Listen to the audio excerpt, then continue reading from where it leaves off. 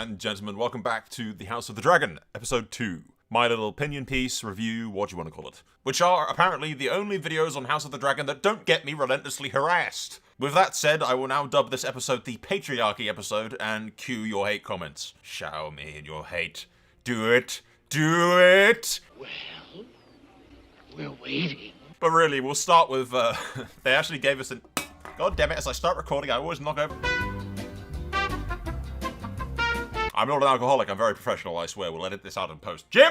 Edit this out in post! We'll start with the intro. We finally have an actual intro thing. You know, like the Game of Thrones one was iconic. This one is okay. I think it's supposed to be blood flowing through the streets of the Valyria model that King Viserys has. But, like, okay? It's not bad, but eh.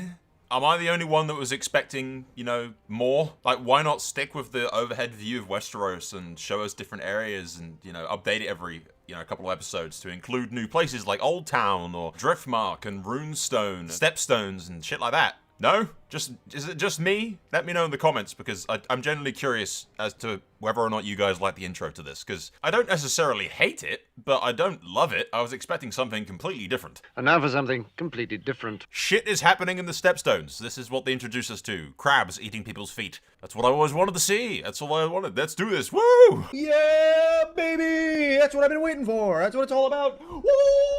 I want to seize the Stepstones by force and burn out this crab feeder. You have dragon riders, father. Silence, wench. Patriarchy. Patriarchy.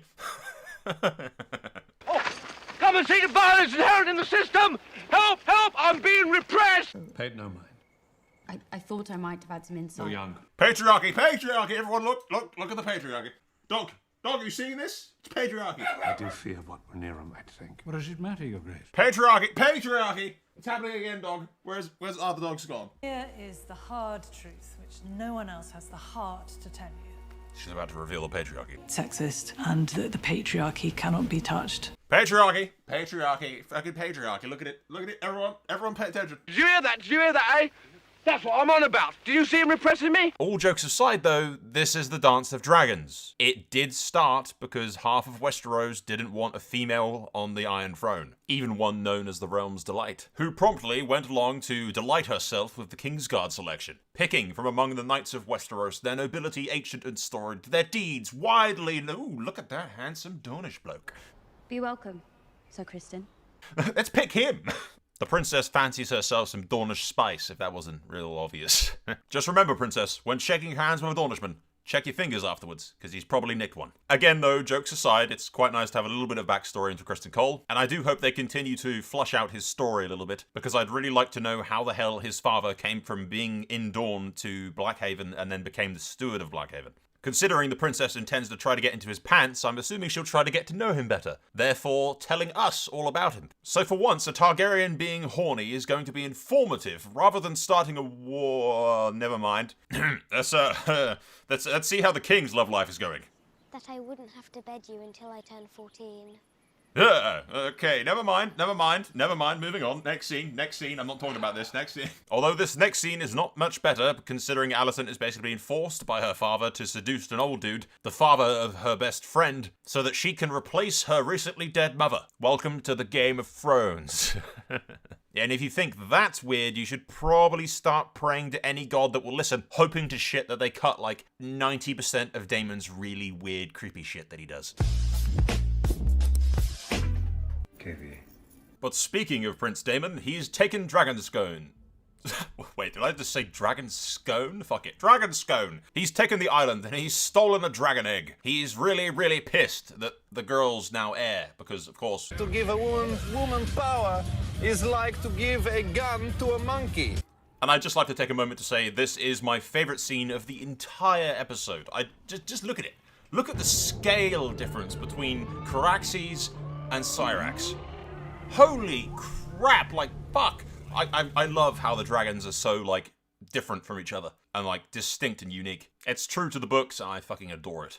The only thing that would make me love this more is if the dragons actually had different color flames.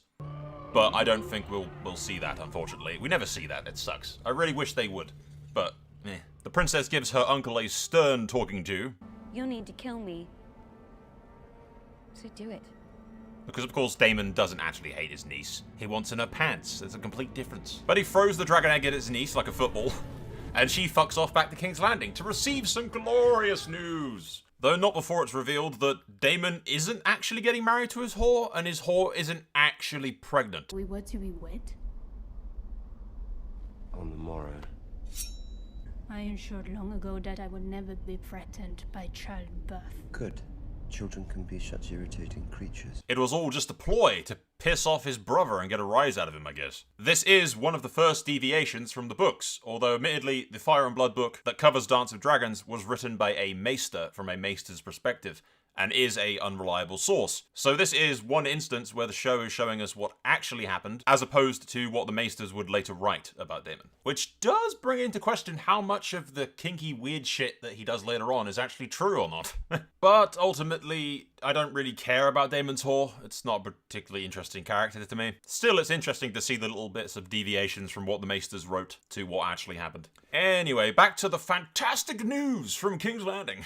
Good news, everyone! I have decided to take a new wife. Uh-oh, I don't like the sound of that. I intend to marry Here it comes. the Lady Alicent Hightower. Thank you and good night. This is an absurdity. The Wokesnake is not happy about these turns of events. He wanted his 12-year-old daughter to marry that old man, and by God, will he have it. This is an outrage. He's racist. He's a racist! He's a racist, everybody!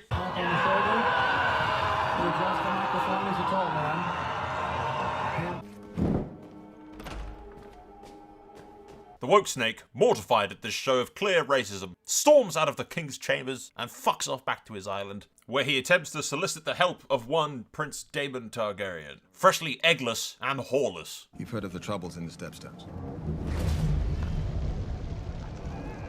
Some Mirish prince is feeding Westerosi sailors to the crabs. You heard the man. Some Mirish prince is giving Westerosi sailors the crabs. But jokes aside, we lay the foundations here for the rogue prince earning his title, among other titles. I won't spoil too much, but there should be a hell of a lot going on in the next episode, assuming we get to see the conquest of the Stepstones. And potentially a time skip, considering the next episode is called The Second of His Name, which is most likely referring to Aegon II. Aegon will be king. He's the firstborn son of the king. Meaning that enough time has passed that we're probably already invading the Stepstones at the beginning of episode 3.